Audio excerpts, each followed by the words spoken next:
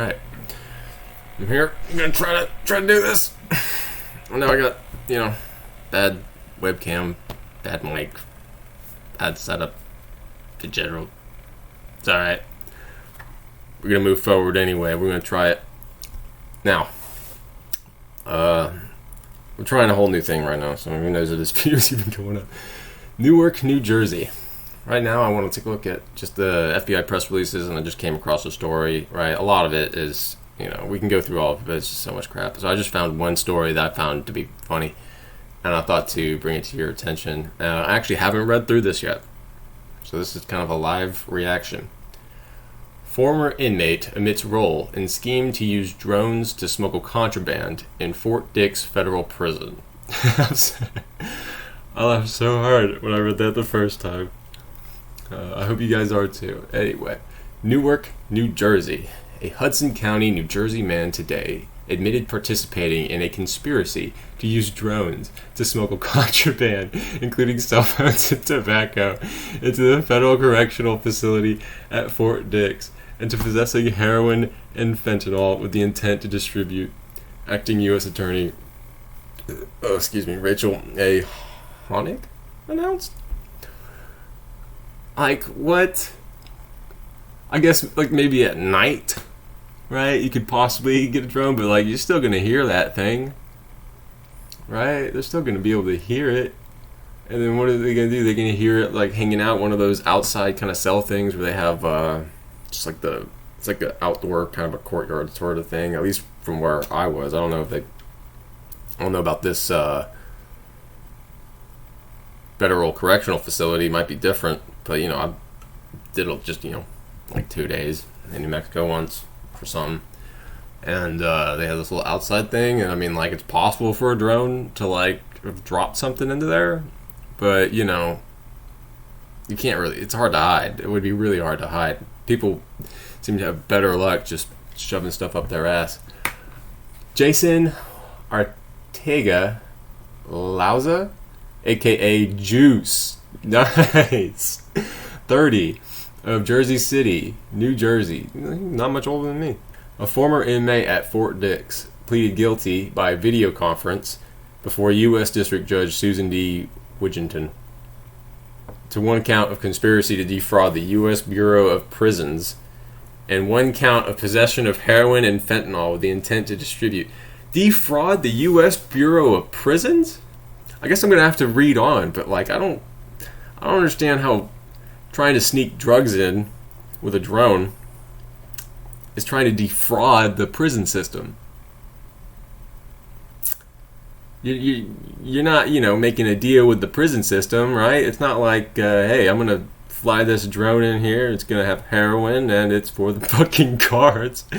And then what do you end up doing? You end up dropping something that's not heroin, something that's just bullshit, and they've already paid you. Is that what the case is? Because it seems to me that, how are you defrauding the U.S. Bureau of Prisons? Let's find out. Let's see if they tell us. Let's find out.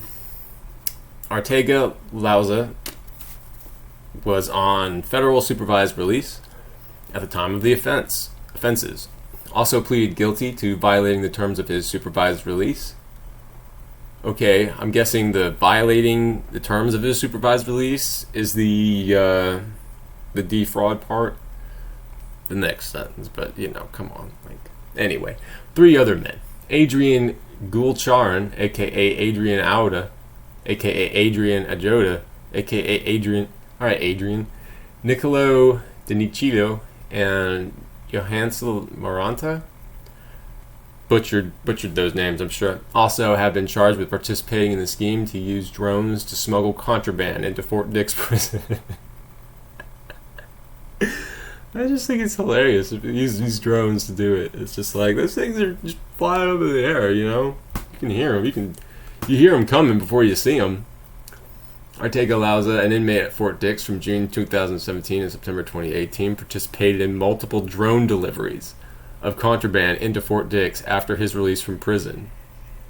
Between October 2018 and June 2019, Ortega Lauza arranged for Gulcharan with Denicio's assistance to fly drones over Fort Dix and drop packages of contraband into the prison, where it was sold to inmates for a profit. The packages that Arteaga smuggled in included cell phones, cell phone accessories, tobacco, weight loss supplements, eyeglasses, and various other items. Okay, so it seems like this was working for a minute, but oh my gosh. Eyeglasses, weight loss supplements. You know, in prison, people do have access to, like, tobacco. They can buy it, I guess, from the commissary. But then if they don't have any money in their commissary, then they can't really. But then, I mean, these people are buying it somehow, so, you know, they're trading or something. But weight loss supplement and eyeglasses? Like, you can't just get eyeglasses to people in prison? I mean, I feel like there'd be a pretty easy legal way of doing that. If not, that's kind of odd. Arteaga, with Maranta's assistance inside of the prison, took inmate requests for specific items of contraband and oversaw the collection of payments. Arteaga also collected contraband for upcoming drone drops and stored it at his residence in Jersey City. I was going to say Artie. Alright, Artie and his conspirators took various steps to prevent Bureau of Prison officials from detecting and intercepting the contraband. They planned drone drops during the late evening hours or overnight when the drones were less likely to be seen, but more likely to be heard. But I guess you're inside, right? And if it was anything like where I was, the guy, and it was just a hold and solve. It wasn't like, you know, federal prison, I guess, where everybody's in their own little cell or something like that. Just a kind of a large kind of holding area. But the guy, just all night long, he did nothing but just watch Dragon Ball Z. So he wasn't listening out for any drones flying in. Oh my gosh. Right. Ghoul Charan. I don't know, whatever, Charan. Ghoul, we'll just call him Ghoul. The drone pilot, with Denny Chilos, just Denny, that's Denny's assistants, flew the drones from concealed positions in the woods surrounding the prison. The lights on the drones were covered with tape to make it more difficult for prison officials to spot the drones. I mean, it's like, okay, that's as if that makes it worse. I guess maybe they're just describing it. It's just like, look, this is what they did. This is how you do it. I feel like anybody would do that, though, you know? Of course you're going to cover up the lights, if not take the lights out altogether. Anyway, Art and his conspirators used cell phones, including contraband phones concealed within the prison, to coordinate the drone drops. A contraband cell phone used by Maranta, who was an inmate at Fort Dix, contained text messages with Art about the collection of profits from the sale of the contraband inside of the prison. In one exchange, Maranta messaged Art about an inmate. Okay, so tell him 10 phones and 100 bacco. He has to pay 10 bands and 500 on each phone. Arteaga responded, and, well, we'll even give him an ounce of weed. Tell him. An ounce of weed in the prison. That's so funny. One of Art's cell phones contained messages between him and Ghoul coordinating drone drops. For example, in April 2019, Art sent Ghoulman marked up aerial photos of Fort Dix to show Ghoul where to drop the contraband. In another exchange, Art sent Ghoul a message asking, "You think that you could do something tomorrow?" I'm guessing that, 2M. Coulthard replied, 2M, too windy, 20 miles per hour. During a search of Art Lau's residence in June 27, 2019, agents found a kitchen closet containing packages of empty cell phone boxes, including a package with empty cell phone boxes that had been shipped to Art the day before the drone drop on October 30th, 2018.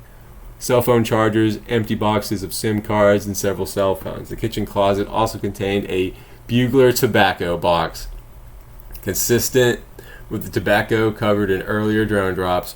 Art also had a suitcase in his bedroom that contained his driver's license, 20 packets of Suboxone sublingual film, a prescription opiate, and a plastic bag containing over 21 grams of a substance containing heroin and fentanyl. I'm guessing the heroin was cut with fentanyl. Following the search of his home, Art moved and did not inform his probation officer of his whereabouts.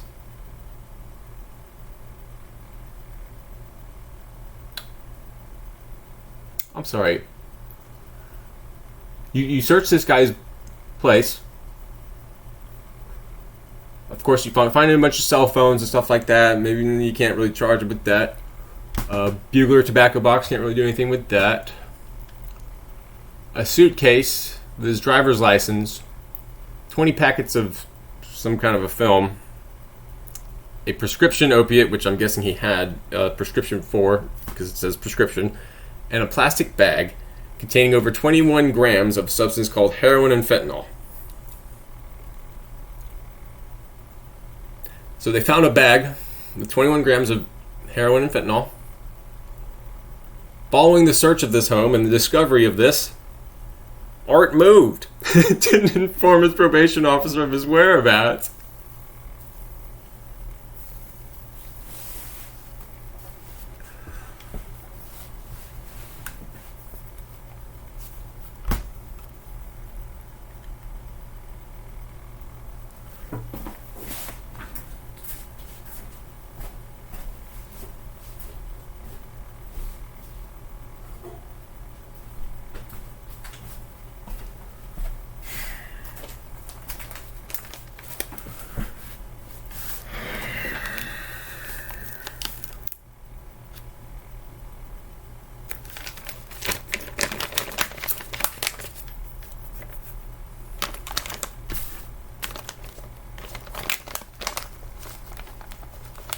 So they find this guy's...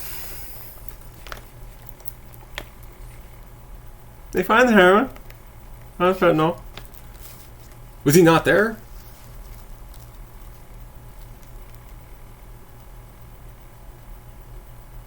During a search, they found it. After the search, he moved. Art faces a maximum penalty of 5 years in prison and maximum fine of $250,000 for the conspiracy count, and 20 years in prison and a $1 million fine for the narcotics count. Ortega-Lauza also faces a maximum penalty of 2 years in prison for violating the terms of his supervised release. Sentencing is scheduled for September 9th, 2021. You know, even if we didn't have like a war on drugs going on, you probably still wouldn't be able to get like heroin and shit like that and weed into a prison. You know, I mean, we have tobacco around. They seem to have problems with tobacco in this case. Tobacco's legal.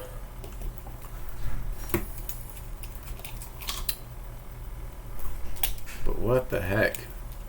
I mean, I'm guessing he wasn't at home when they searched, because that is crazy. They don't mention anything in there about it. He's probably out making a drone run. Even then, they didn't hang around until he came back. They staked the place out. Just have somebody kind of just sit there. Guess they can't do that. I don't know. Whatever. Acting U.S. Attorney Honig credited agents of the U.S. Department of Justice Office of the Inspector General Cyber Investigations Office under the direction of Special Agent in Charge Keith Bonanno, Detachment 307, Office of Special Investigations, Private Air Force, under the direction of Special Agent Nick Kaplan and the U.S. Department of Transportation Office of Inspector General North East Region under the direction of charge eligible with the investigation of charges. A whole paragraph in the press release about the U.S. Attorney crediting the agencies. Just, yeah, these guys get credit for it. I don't. It's like, yeah, we know you didn't do shit. She also thanked Federal Bureau of Prisons personnel at Fort Dix under the direction of Warden Lamine. What the fuck? Who cares who she's thanking? That's it. That's it. The government is represented by U.S. Attorneys Kari Faiz, I don't know, and Jeffrey J. Manis of the Office Special Prosecution Division in Newark. The charges and allegations contained in the criminal complaints issued against the remaining defendants are merely accusations, and they are presumed innocent unless and until proven guilty. I guess it doesn't, whatever. Anyway.